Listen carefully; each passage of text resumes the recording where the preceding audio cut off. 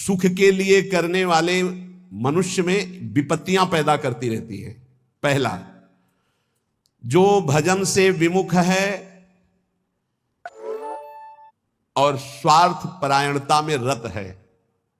स्वार्थ परायण, कैसे धन बढ़े, कैसे भोग सामग्री बढ़े, कैसे कैसे, और भजन से विमुख है, वो कुछ भी कर ले परिणाम में उसे विपत्ति ही भोगनी पड़ेगी। वैसे हमें लगता है ये लिख लेना चाहिए, बिना भजन के कुछ भी कर लो परिणाम में आपको विपत्ति भोगनी पड़ेगी। हनुमान जी महाराज कहे, हनुमंत विपत्ति प्रभु सोई, जब तो सुमिरन भजन न होई। चाहे कुछ भी हो, नौकरी कर रहे हो, किसानी कर रहे हो, गृहस्थी कुछ भी हो, नाम जप जरूर करो, तुम्हें विपत्तियों से बचा लेगा नाम जप। दूसरा, जो शरीर में शैतान वास करते हैं, उन शैतानों को जो अपने अधिकार में नहीं लिया उसको विपत्ति प्राप्त होती। शैतान काम, क्रोध, लोभ, मोह, मद, मत्सर, ये दुराचार कराने वाले शैतानों को जो अपने अधिकार में नहीं ले लेता, उनके अधिकार में समर्पित हो जाता है, उसको विपत्ति पे विपत्ति भोगनी पड़ती है। पहला, जो नाम जप ना करके केवल स्वार्थ के कार्यों में रत रहता है, कुछ भी कर ले विपत्ति भोगनी पड़ेगी। दूसरा, जो अपने शरीर को ये अंदर बैठे हुए शैतानों के हवाले समर्पित कर देता है, उनकी गुलामी स्वीकार कर लेता है, काम, क्रोध, लोभ, मोह, मद, मत्सर इनको शासन में नहीं लेता, उसको जीवन भर विपत्ति भोगनी पड़ेगी, शारीरिक, मानसिक, लौकिक, पारलौकिक। तीसरा, जो मृत्यु की तैयारी नहीं करता, उससे विपत्ति ही विपत्ति भोगनी पड़ेगी। मृत्यु की तैयारी कई बार चर्चा हो चुकी है। मृत्यु की तैयारी, यहां जीने की आशा में सब लगे हुए हैं, लेकिन मृत्यु की तैयारी कौन कर रहा है? वही जो गुरु कृपा पात्र है, वो मृत्यु की तैयारी कर रहा है। नहीं, सब बैंक बैलेंस की तैयारी कर रहे हैं, सब नाना प्रकार के भोग इकट्ठे करने की तैयारी कर रहे हैं। तुम्हारे बाप बाबा तुम्हें इतना कमा के नहीं देंगे कि तुम बैठे बैठे खाओ, तो तुम कमा के जब इतना जाओगे ना, तो ये बैठे बैठे इतना उपद्रव करेंगे कि जेल जाएंगे, नरक वाले काम करेंगे।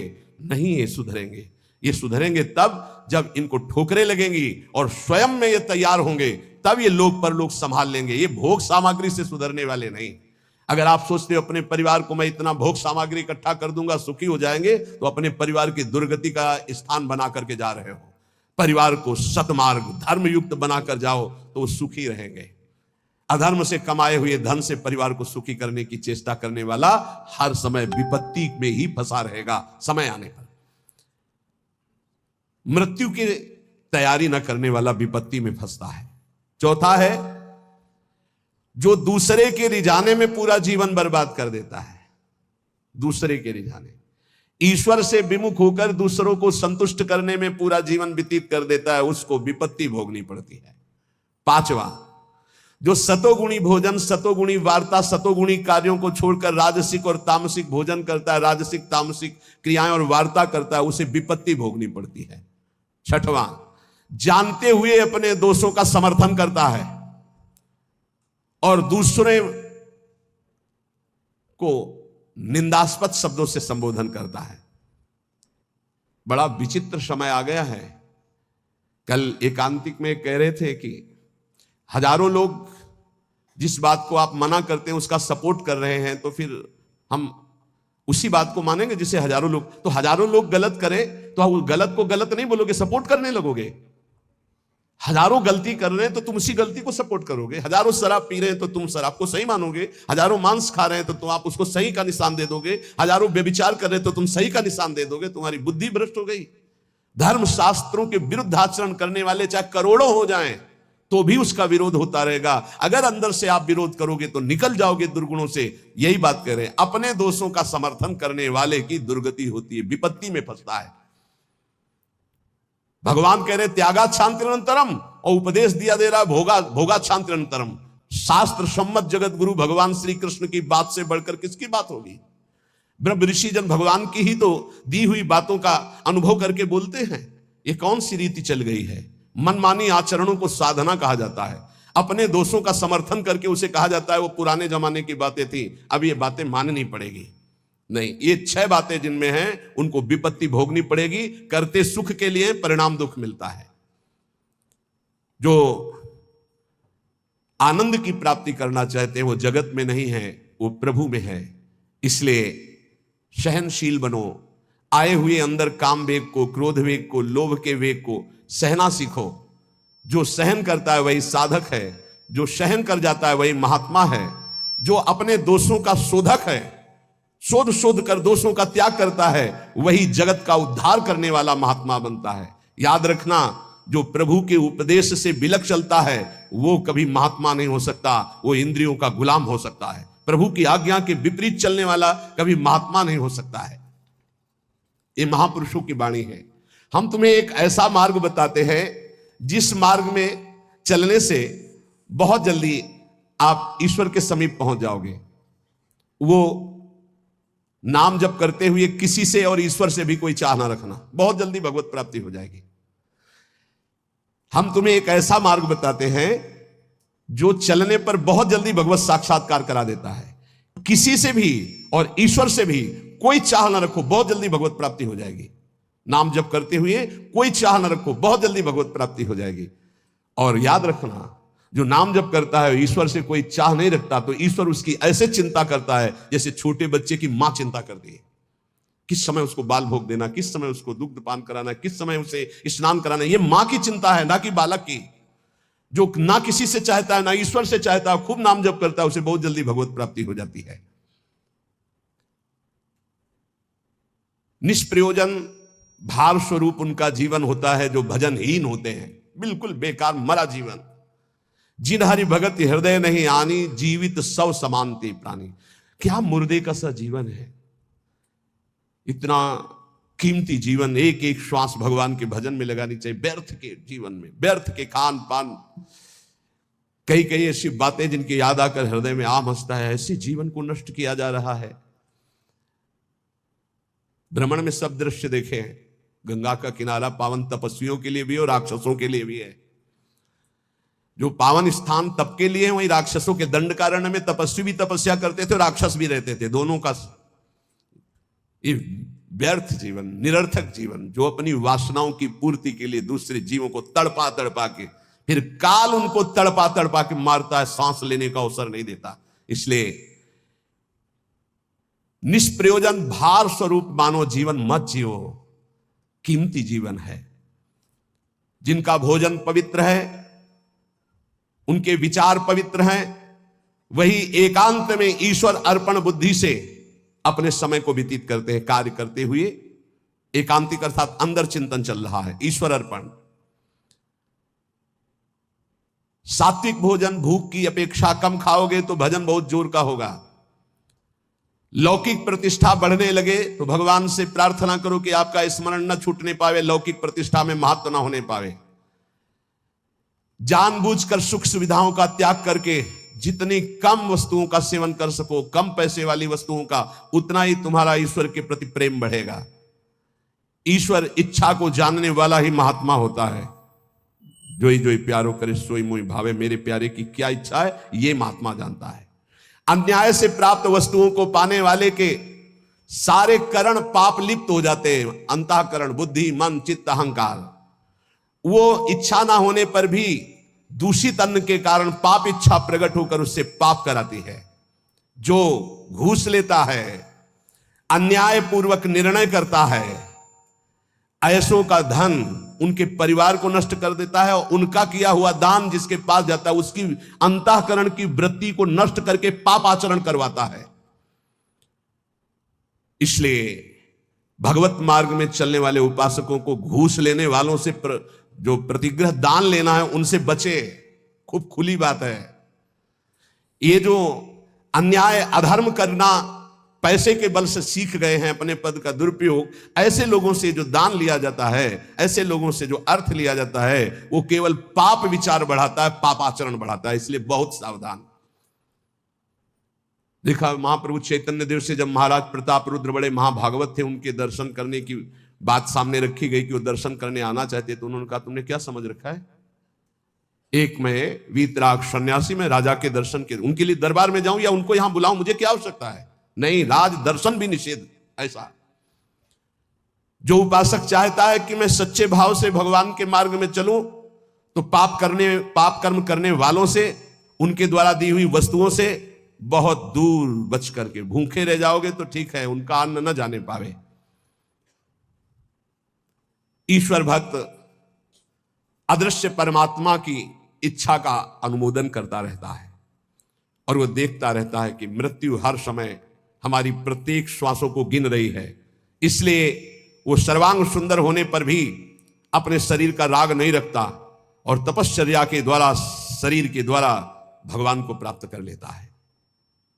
ईश्वर के सिवा दूसरी कोई भी वस्तु मिलेगी वो टिकाऊ नहीं होगी, परिवर्तनशील होगी, नाशवान होगी।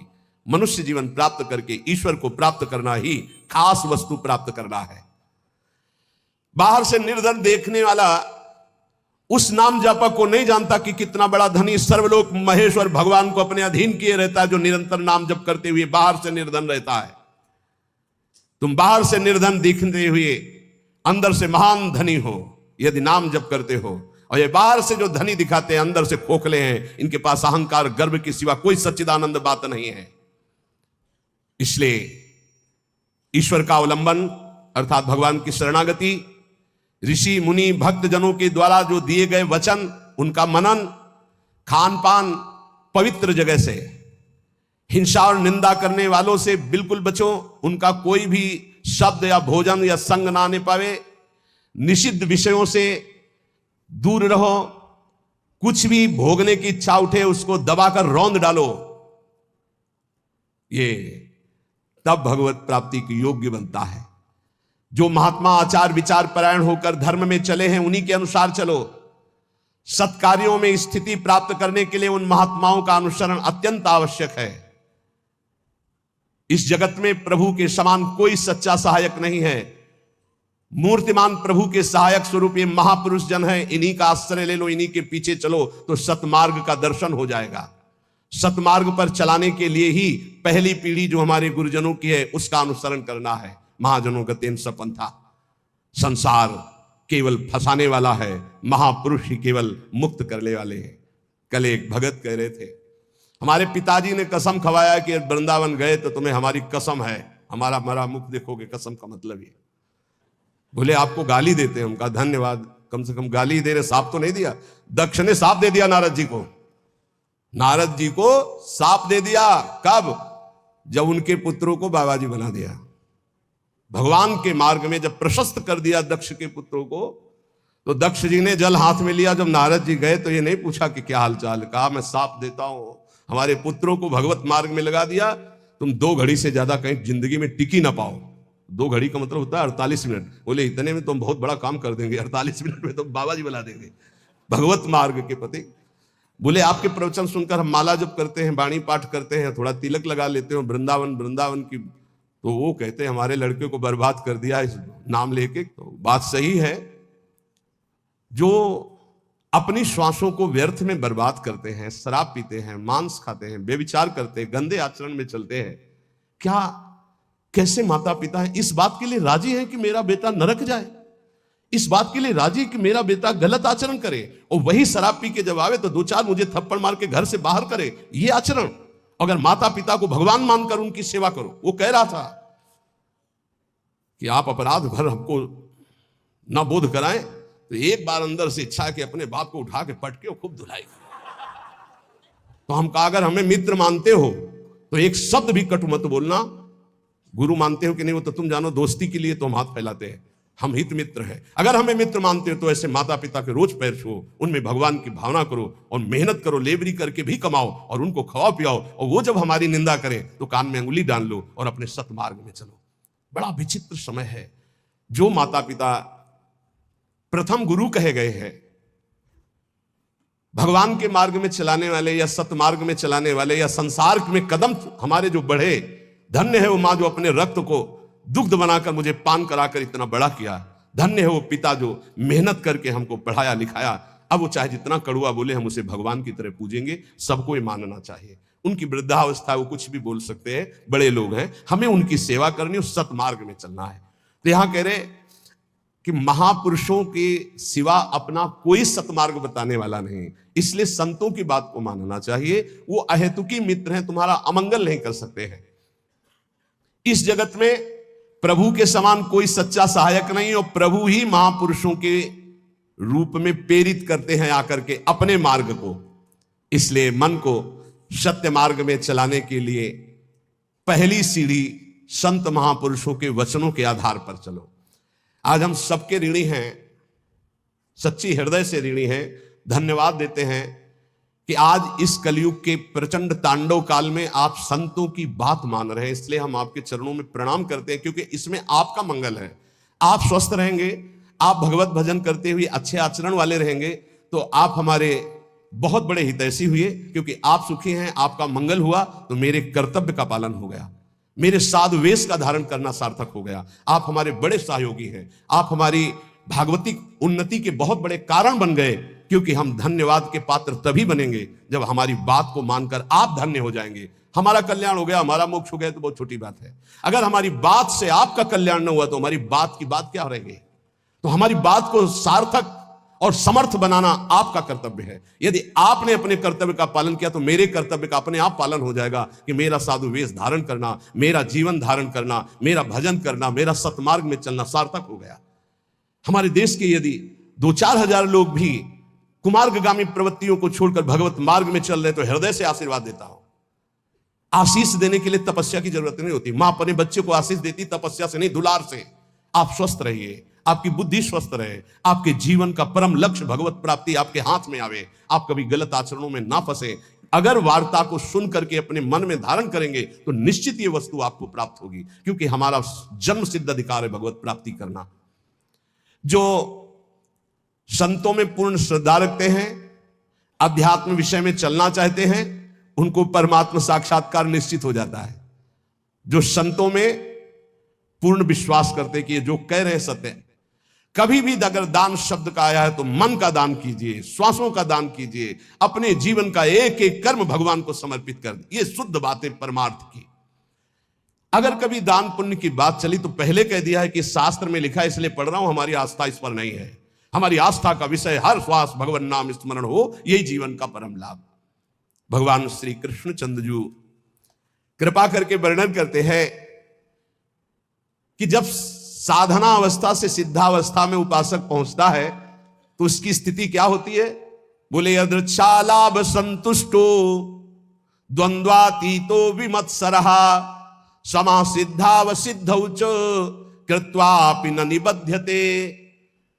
अपने आप जो कुछ भगवान की इच्छा से व्यवस्था हो जाती है उसमें वो संतुष्ट रहता है सिद्ध पुरुष।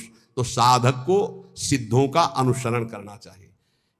जथा लाभ संतोष सदा काहू सो कछु न चाहोगे, बहुत बड़ी सिद्धि है। यदि अच्छा लाभ संतुष्टो, मांगना बंद कर दो, ना भगवान से मांगो ना किसी मनुष्य से मांगो, मांगना बंद कर दो। यहां कह रहे मांगो मत, तो ऐसे देने के लिए बोलो मत। दोनों बातें संभाल के। भगवान की इच्छा ऐसे कर दिया, नहीं आया तो बोलना नहीं। कभी तुम बोलो मत और कभी तुम मांगो मत। ऐसे बोलने से अपराध लगता है और ऐसे मांगने से अपने इष्ट की निष्ठा जाती है। और बोल दिया तो कर्जा समझ लेना, और मांग लिया तो आश्रय छूट गया, ये बात समझ लेना। दोनों को अपनी अपनी निष्ठा में रखना है। ना मांगना है और ना देने के लिए बोलना है। ऐसे दे दो, कोई जान नहीं पाया। जैसे हरि रखते हो वैसे रह जाओ और उसका एहसान मत मानो देने वाले का, तो दोनों का परमार्थ पुष्ट हो जाए। यदृच्छा लाभ संतुष्टो। बिल्कुल ये हम विनोद में बहुत खास बात बता रहे हैं। कभी संतों से, कभी भगवान के सामने, कभी ऐसे जैसे एक आए थे कि हमने कहा था कि हे हनुमान जी हमारा काम हो जाएगा तो आपको मंदिर बनवाएंगे। तो काम तो हो गया महाराज, मंदिर नहीं बना तो हमारी दुर्गति होगी। हमका पक्की, इसमें पक्की इसमें कच्ची नहीं होगी। देखो भगवान के सामने संकल्प मत करो। अगर आपको कोई मांग रखनी, देखो सत्संग सुलझाव का है। सत्संग मतलब सुलझना। हमारे बाप हो, हे प्रभु मुझे ये चाहिए, जैसे अपने मम्मा और पप्पा से मांगते तो कैसे मांगते हैं? हमें चाहिए। उनको हम ये थोड़ी कहते हैं कि हमको ये दे दो, तुम्हें हम ये ले आएंगे, तुम्हें वो ले आएंगे, तुम्हें ऐसा प्रलोभन देते हैं क्या? थपड़िया देंगे माता पिता। हमारा बच्चा हमको प्रलोभन देता है, जाल में फंसाना चाहता है। ऐसे थपड़िया जाओगे अगर प्रभु को प्रलोभ। और अगर बड़े दाता बनते हो कि मंदिर बनवा देंगे तो भी काम हो गया, बनवा मंदिर। नहीं बनवाओगे तो फिर भगवान का जो विधान है वो आपको फिर परेशान करने लगे। कभी संकल्प मत करो, कभी भगवान के मंदिर में कुछ वादा मत करो, कभी संतों के पास कोई वादा मत करो। वादा करो तो फिर अक्षरशः पूरा करो, नहीं मत करो वादा। अपनी मांग रख दो। संत हैं पिता के समान हैं, प्रभु हैं परम पिता के समान हैं, हनुमान जी हैं हमारे गुरु भाई है, हमारे मित्र हैं, हमारे इष्ट के प्रेमी हैं। अम्मा तो अम्मा है जगदम्बा, उनसे क्या कहें?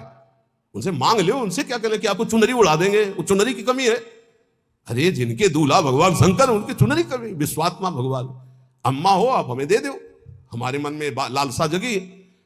अब बेटे हो तो कुछ तुम्हें आवश्यक है तो आप भाव अपने अर्पित कर सकते हो मां के समान, लेकिन मांगना और वादा करना ये दो बातें नहीं। आज सत्संग में बात बैठा लो, ना भगवान के सामने ना कभी संत के सामने कभी वादा मत करो कुछ देने का। तुम्हारे पास जो कुछ है वो गुरुदेव का, इष्ट का है, क्या दोगे? अगर वादा करो तो उसे भूलो मत, निर्वाह करो। दूसरी बात, मांगो मत, वो सर्वज्ञ है, अपने आप पूरा करेंगे। यदृच्छा लाभ संतुष्टो, जैसे भगवान परिस्थिति दे रहे हैं उसमें संतुष्ट रहो। द्वंद्वातीतो विमत्सरा, किसी भी द्वंद्व का तुम्हारे ऊपर कोई प्रभाव ना पड़े। जैसे मान है, अपमान है, अनुकूलता है, प्रतिकूल। कल एक, अपने यहां तो बहुत बड़ी कृपा होती है, हर प्रकार के उदाहरण मिलते रहते। कल एक भगत जी ने कहा जब अनुकूलता रहती तो हमें पातिव्रत धर्म भी याद रहता है, सब याद रहता, जब प्रतिकूलता आती तो सब भूल जाते हैं। इसको कोई भक्ति कहते हैं? अनुकूलता में तो सब जय हो बोलते हैं, जब प्रतिकूलता में जय हो बोलो तब तो तुम्हारी भक्ति रही। द्वंद्व आती तो अनुकूल प्रतिकूल, मान अपमान, लाभ हानि, दुख सुख में बराबर जिसका भाव रहता है वो सिद्ध महापुरुष होता है। साधक को बराबर भाव रखने की चेष्टा करनी चाहिए। विमत्सरा, किसी के प्रति ईर्ष्या मत रखो, ईर्ष्या बहुत हानिकारक है। ईर्ष्या में बहुत बड़े बड़ों का पतन होते देखा है। ईर्ष्या बहुत जल्दी नाश कर देती है, इसलिए ईर्ष्या दूसरे के प्रति होने का मतलब अपना नाश करना। समा सिद्धाव सिद्धो चो, साधन में चल रहे हो, लाभ मिले ना मिले, आपका साधन सच्चिदानंद में, निराश होने की जरूरत नहीं है। बहुत ध्यान से सुनना, नहीं तो ये आने लगता है कि हमारा इतना समय हो गया भजन करते, कोई लाभ तो हमारे को मिला नहीं। देखो, गुरु कृपा से कभी तुम्हें लाभ नहीं दिखाई देगा, गुरु कृपा से। और जब लाभ दिखाई देने लगे तो जान लेना अकृपा आ गई है। क्यों? अहंकार के बिना लाभ का अनुभव नहीं होता। जब अहंकार आता है तब लगता मेरे में सद्गुण आ गया, और जब दैन्यता आती तो बड़े बड़े सिद्ध महापुरुषों को देखा, कभी उनको यह अनुभव नहीं होता मैं प्रेमी हूं, मैं भागवती हूं। जितने महापुरुषों की वाणी आप पढ़ के देख लीजिए, अहंकार रहित महापुरुष तो अपने को अधम, तुच्छ, नीच, मूढ़, कामी, यही शब्द बोले हैं अपने लिए। जब अपने में आ जाए कि मैं निष्कामी, मैं महात्मा, मैं सिद्ध, मैं तो जान लेना अहंकार जागृत हो गया है। और ये भगवान की कृपा से नहीं होता है, अकृपा से होता है। इसलिए समा सिद्धा व सिद्ध हुआ, चाहे ऐसी स्थिति दिखाई दे कि हमारे में कुछ लाभ आ गया है, या चाहे दिखाई दे कुछ लाभ नहीं आ गया है, ना फूलो ना भूलो, सम रहो। समा सिद्धा व सिद्धौ, दोनों में समान भाव रखो। चक्रत्वापि न निबध्यते, वो कभी इस माया में बंधता नहीं है। आगे भगवान कह रहे, गत संगस्य मुक्तस्य ज्ञानावस्थित चेतसः यज्ञायाचरतः कर्म समग्रम प्रविलीयते। किसी के भी संग का कोई भी रंग ना चढ़ने पावे, उसे सिद्ध पुरुष कहते हैं। जित संग दोषा, चाहे वो घोर पापी हो, नीच हो, व्यभिचारी हो, दुराचारी हो, नाना प्रकार की भोग सामग्री, बहिर्मुख पुरुषों का सब कोई फर्क नहीं, वो अपने रंग में है। जो रही मुत्तम प्रकृति का कर शकत कुसंग, चंदन विष व्यापत नहीं लपटे रहत भुजंग। क्यों? क्योंकि वो परमात्मा भाव में स्थित है। गत संगस्य मुक्तस्य है, वो मुक्त हो चुका है, इसलिए कोई भी संग उसके ऊपर प्रभावित नहीं है। मुक्त महापुरुष की पहचान होती है, कोई भी संग उसके ऊपर प्रभाव नहीं डाल सकता। काम का, क्रोध का, लोभ का, मोह का, मद का, मत्सर का कैसा भी संयोग आ जाए उसके ऊपर कोई प्रभाव नहीं। स्वात्मा रामम विषय मृत तृष्णाम भ्रमयति, मुक्त पुरुष कभी विषय मृत तृष्णा में भ्रमित नहीं होता। कैसी भी क्रिया का संयोग बन जाए, कैसे भी पदार्थ का संयोग बन जाए, कैसी भी घटना आ जाए, कैसी भी परिस्थिति आ जाए, कैसी भी व्यक्ति के सामने उपस्थिति हो जाए, उसके ऊपर कोई फर्क नहीं पड़ता। गत संघर्ष है, जो बांधने वाला है जन्म मृत्यु का बंधन है, वो देहाभिमान है, वो उसका नष्ट हो चुका है। इसलिए किसी भी तरह का कोई भी विकार उसके अंदर हावी होता ही नहीं है। इसी स्थिति को कर्माणि श्रुति बोधितान नितराम कुर्वन्तु कुर्वन्तु मा गूढ़ाश्चर्य शास्त्रगादि विषयान गृह्णन्तु मुञ्चन्तु वा। वो भोग की सामग्री के बीच में भोग में दिखाई दे रहा है, लेकिन वो भोग में नहीं है। वो कर्म करते हुए भी कर्म से रहित है। वो देखते हुए भी देखता नहीं, सुनते हुए भी सुनता नहीं, बोलते हुए भी बोलता नहीं, खाते हुए भी नहीं खाता है, क्योंकि वो मुक्त महापुरुष है, देहाभिमान रहित है। लोक संग्रहार्थ उसके धर्म कार्य हो रहे हैं, लेकिन उनका कोई फल नहीं है। वो असंग है। क्यों? बोले मुक्तस्य है, वो मुक्त पुरुष है। तो साधक को इसका अनुसरण करना है। किसी का प्रभाव हमारे ऊपर तब नहीं पड़ेगा जब हर समय हमारे अंदर भगवत चिंतन चलेगा। राधा राधा राधा राधा, अब कोई फंसा नहीं सकता। नाम जितना धीमे होता चला जाएगा उतना गाढ़ चिंतन विषयों होने लगेगा। नाम छूटेगा, क्रिया बन जाएगी। 1 सेकंड लगता है अपहरण करने में बुद्धि को। इन विकारों ने इतना अधिकार जमा रखा है, एक सेकंड में बुद्धि को अपहरण करने के जो निर्णय ही नहीं कर पाएगी, नाम न छूटने पावे। असंगो अहम पुरुषः, मैं असंग हूं, ना कभी कोई मुझे बांधा था ना कोई बांध सकता है, यह अनुभव हो जाता है सिद्ध महापुरुष को। किंतु असंग होते हुए उसने संग जिसने कर रखा है शरीर का, इंद्रियों का, मन का, बुद्धि का, अब उसके ऊपर प्रभाव पड़ेगा पदार्थ का, परिस्थिति का, व्यक्ति का, घटना का, सुख का, दुख का। और जिसने शरीर, इंद्रिया, मन, बुद्धि से अपने को असंग देख लिया, उसके ऊपर कोई प्रभाव नहीं पड़ेगा, उसे ही मुक्त पुरुष कहते हैं। कोई मेरी मनचाही करे या मेरे मन के विरुद्ध करे, कोई फर्क नहीं पड़ता। किसका? जो शरीर, इंद्रिय और मन से अलग हो चुका है। अलग क्या हो चुका है? वो तो अलग था ही, हां, अनुभव हो गया जिसको ऐसा। चाहे अकेला बैठा हो या हजारों के बीच में, शरीर स्वस्थ हो या रोगी, भोग बाहुल्यता हो या किंचन, मनचाही हो या मन के विरुद्ध, कोई फर्क नहीं पड़ता उसमें। गत संगत से मुक्तस्य, क्यों? क्योंकि वो अपने स्वरूप में स्थित है। वो किसी क्रिया या शरीर या मन या बुद्धि या चित्त या अहंकार या इंद्रियां, कामना, ममता, कुछ नहीं उसके हृदय में। लेकिन साधक के हृदय में सब होता है, साधक के हृदय में सब होता है, पर होते हुए भी वो नाम जप के द्वारा, प्रवीण हुई बुद्धि के द्वारा अपने को बचा लेता है। मुक्त पुरुष की पहचान है कि वो विविध प्रकार के भोगों के बीच में रहते हुए भी किंचन मात्र विक्षिप्त नहीं होगा, किसी भोग का उसके ऊपर कोई प्रभाव नहीं पड़ेगा। ज्ञानावस्थित चेतसा, क्योंकि वो ज्ञानावस्थित हो गया है, वो अपने चेतन स्वरूप, आत्म स्वरूप में स्थित हो चुका है, भगवत स्वरूप को प्राप्त हो चुका है। और साधक का कार्य है इस जड़ शरीर से अपना संबंध अलग मानकर भगवत स्वरूप में स्थित होना। यज्ञायाचरतः कर्म समग्रम प्रविलीयते, उसके जितने कर्म है सब अकर्म होते रहते हैं, कोई फल देने वाले नहीं होते। जितने भी कर्म है, क्यों? वो कर्ता भाव से रहित, अहंकार रहित, स्वाभाविक हो रहा है, यंत्रवत हो रहा है। साधक ऐसा नहीं होता है, वो कर्ता होता है। अब उसको क्या करना है कि वो ना फंसे, हर कर्म भगवान को अर्पित करना है। अगर भगवान को कर्म अर्पित कर दिए तो वो भी अकर्म हो गए, वो फल देने में समर्थ नहीं होते। आगे आएगा समझ में। ब्रह्मार्पणम ब्रह्म हविर ब्रह्माग्नौ ब्रह्मणाहुतम ब्रह्मैव तेन गंतव्यम ब्रह्म कर्म समाधिना। कर्ता, करण, कर्म, ये तीन हैं। कर्ता जो कर्म करने वाला है, करण जिनके द्वारा होता है, और जो होता है उसे कर्म कहते हैं। कर्ता, करण, कर्म, इन तीन के द्वारा बंधन प्राप्त हुआ है। न कर्ता रहा तो करण है, और कर्म हो रहा है तो फल उसका अकर्म है। जैसे इंजन बंद कर दे और ढलान में गाड़ी छोड़ दे तो न पेट्रोल का खर्चा होगा, वो अपने आप चलती चली जाएगी। इंजन बंद है, बस ऐसे समझ लो। स्वाभाविक प्रवाह कर्म का चल रहा है, कर्ता, इंजन बंद है, कोई भी खर्चा नहीं है, कोई भी बंधन नहीं है, वो जीवन मुक्त महापुरुष। कर्तापन रहेगा तो कर्म का भोग भोगना पड़ेगा, अवश्य में भोक्तव्यम कर्तम कर्म शुभाशुभम। कर्तापन रहेगा तो कर्मों का संचय होगा, उसका भोगना पड़ेगा, कर्म भोगने के लिए जन्म लेना पड़ेगा, जन्म मरण चलता रहेगा। कैसे नष्ट होगा कर्ता भाव? एक होता है ज्ञान से नष्ट होता है, एक होता है भगवत भाव से। हर कर्म बड़ी प्रवीणता पूर्वक भूलो मत, प्रभु को समर्पित कर दो, बच जाओगे, बच जाओगे।